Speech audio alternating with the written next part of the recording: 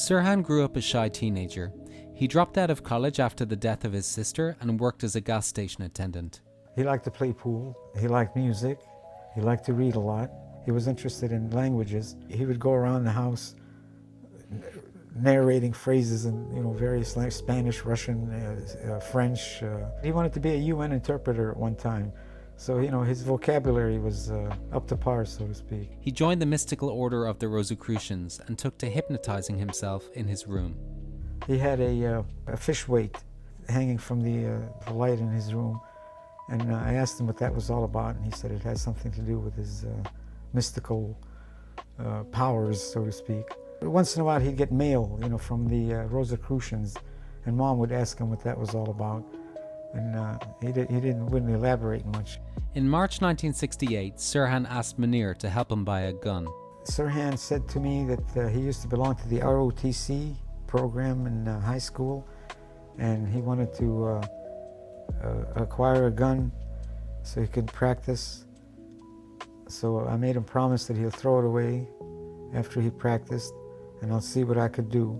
While at work, I asked one of the fellows there, did he know of a gun that I could buy? He said, yeah, he has one. So I told him to come to the house, and that was it. That was history. It was never discussed. I just forgot about it. Mother was gone, Adele. That was it. That was history. It was never discussed. I just forgot about it. I woke up like a normal day. Mother was gone, Adele was asleep. I went to work as normal, and I saw my colleagues sitting in the coffee shop. I looked over at the TV and said something to the effect that Bobby Kennedy has been shot. All of a sudden, I saw Sirhan's picture on there. It said something to the effect that if anyone recognizes this fellow, to get in touch with the police. I looked at it once. When I took a closer look, I ran down to my superiors, and since I didn't have a car at the time, I asked him if I could borrow his car to run home. Complete shock, devastation, shock.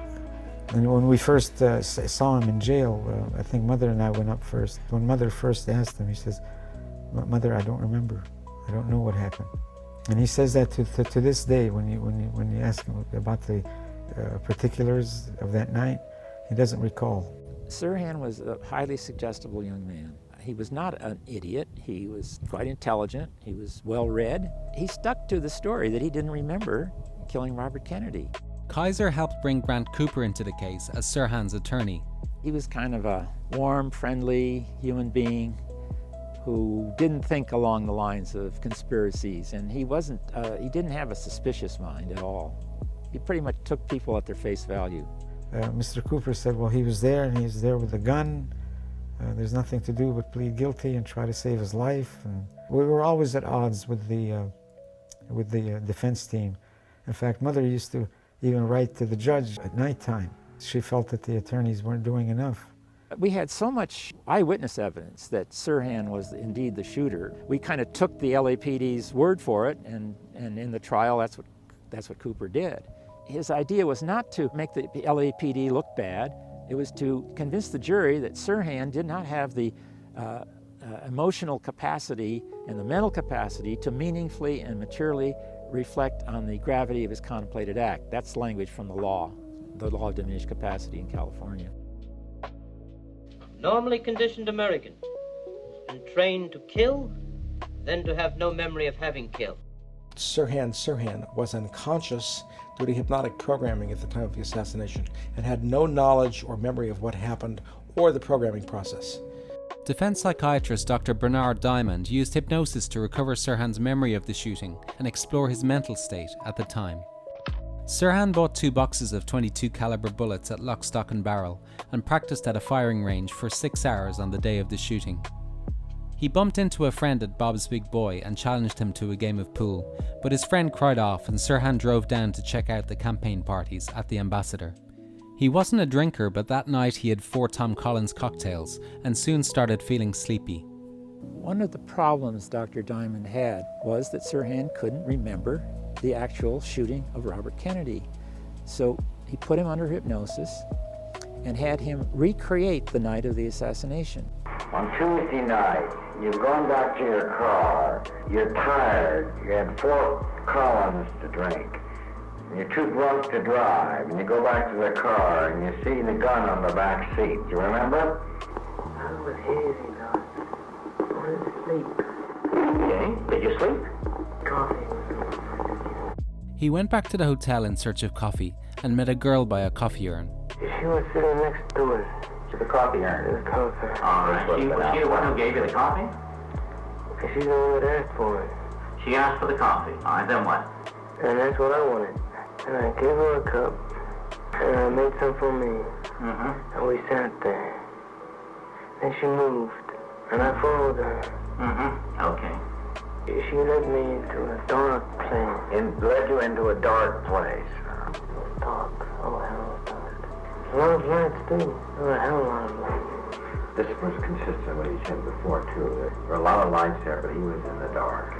I remember lying on the table, getting that coffee. Lying on the table? Oh, putting coffee I had my elbows on it. on the elbow. And I was just resting. Mm-hmm. And all of a sudden I was choked. Oh, wait, you skipped something. You skipped a lot. You were choked because something happened. You skipped a lot, Sharon. Well, hypnotize me again, though. Just on that part alone. 1, 2, 3, 4, 5. Now try to picture in your mind the scene. You're in the kitchen there. You're standing in the corner. There are lots of people around. A lot of noise. And you see Kennedy coming. Now what do you see, Sharon? Kennedy is coming towards you. Look at his face. He's running. Hmm? He's running at me. You son of a bitch. Sharon, that son of a bitch is coming. What do you see? What's he doing here? What? What's he doing here? What's he doing here? Go on. What? He can't. He can't do what? He can't do what? He can't send the bomber. You're not going to let him, are you, Sharon? But you see him now. He's coming, Sharon. He's coming down the hall. Look at him, Sharon. Open your eyes. What? Come on, look at him. You cocksucker. Yeah, go on.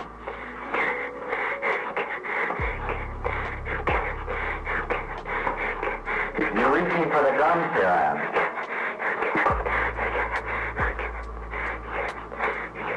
Are you reaching for your gun, Sharon? You can't do that. You can't send the bombers. Are you going to stop him, Sharon? Are you going to stop him, Sharon? Sharon, open your eyes and look at Kennedy. Where is your gun? Reach for it. Reach for it, Sharon. Reach for your gun. For the record, he is reaching spasmodically into the waistband of his pants on his left side in a kind of crude kind of grabbing or gesture of reaching for the gun. Take the gun out of your pants. You got the gun in your hand now. Let me see you shoot the gun, Sharon. Shoot the gun. Shoot the gun. Sharon, take the gun out and shoot it. Who are you shooting, Sharon? Who are you shooting? His fingers are going through repetitive spasmodic movements like pulling a trigger on a double-action revolver. You remember where you told us where the gun was? Well, remember, you told me where the gun is. Point to me where the gun was. 5 minutes ago, Syrian, you showed me where the gun was. Go ahead, reach for it. Reach for my gun. Now, you had a long day, and you did very well, and you got us a lot of information. We'll help you remember all this. What I said at the beginning is still standing. Still standing. What did you say at the beginning? That I don't want you guys to find me crazy. That we promise you. Listen, you're not crazy, Sharon. You've been very badly mixed up. Sometimes you can't remember things. But no one's going to call you crazy. Nobody's going to put you in a crazy house. To me, it was obvious that he had been programmed to kill Robert Kennedy and programmed to forget that he'd been programmed. And there were all kinds of clues that night that the police tried to suppress, as a matter of fact. One key scene, he's looking over the shoulder of a teletype operator in a press room near the ambassador pantry, and she reported to the police that he seemed in a kind of a trance. And the police told her, "You don't tell anybody that." After they finally subdued him, George Plimpton, the writer, reported that Sirhan's eyes were enormously peaceful. Strange.